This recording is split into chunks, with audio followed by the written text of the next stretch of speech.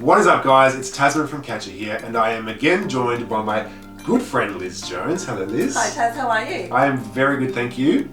Now, today we have a must-watch segment for anyone who is in the job market for a career transition, looking for a new role in their existing organisation. And the reason for this is because today Liz is going to be sharing with us the most commonly asked questions that she gets as a career coach for people in transition. So, Liz, take it away. What's one of the commonly asked questions that you get? So, Taz, one of the most commonly asked questions that I get is typically by people when they're about to go for an interview. So they'll come and see me to prepare for that nerve-wracking, terrible interview that's coming up, whether it's for an internal promotion or whether it's going out to see someone like you, and they really want to put their best foot forward. One of the top questions that they ask me though is, what are they really looking for in the interview? What am I supposed to do? What do they want to see from me? Critical and big question. Absolutely.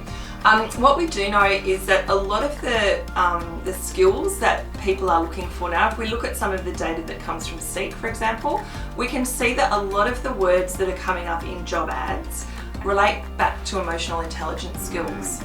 So really what people are looking for is your ability to connect, your ability to read the room, to be intuitive, to be sensitive. And this is a really great opportunity in the interview if you can put your nerves to one side. As best you can. As best you can, but to really showcase your emotional agility and your emotional ability skills.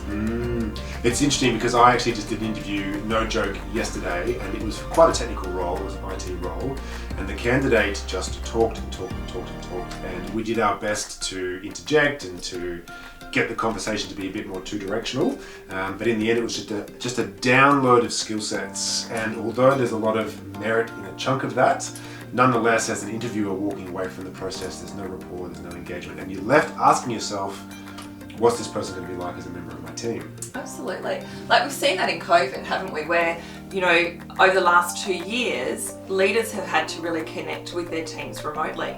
So those emotional intelligence skills, that ability to build rapport really comes to the fore. You might have great technical skills, but that's just not going to necessarily get the outcomes that you need from your team and from the people around you. So it's really important to be able to demonstrate that, because again, the interview process is all about demonstration. You know, people don't want to just hear you talk about what you've done or hear you say how good you are or how well you'd be able to do the job. They actually want to see you demonstrate the skills that they're looking for. So here's your chance to do it. And so saying to a prospective candidate, you know, park your nerves and demonstrate emotional agility is excellent, but very, very difficult. Very hard. What sort of things can a candidate do in an interview to bring this to the fore? I think one of the things to do is to approach the interview with a mindset of curiosity. So often our default when we get nervous is to bring it all back to me and what's happening in my immediate world, okay? So we tend to at that point then start to talk about ourselves a lot. It all becomes about me. Let me tell you, like your person did, let me tell you all about the things that I've done and the things that I can do. And I'm not going to be curious about you as the interviewer, you as the organisation, you as my potential employer. If we can actually just take a big breath, pause, and then approach the interview with a lens of curiosity where we're asking genuine questions, where we're actually assessing what their problems are, what their needs are, and thinking about maybe why have they brought me into the room? What is it that they need me to solve? And how can I start talking about that? How can I be curious to learn more? That often can be a real cure for nerves. Great, totally. So you're going to an interview, it's about more than just your technical skill sets, it's about emotional agility and rapport. Be curious, ask some great questions, let it be a conversation rather than just a lecture around your skill sets, and see where that takes you.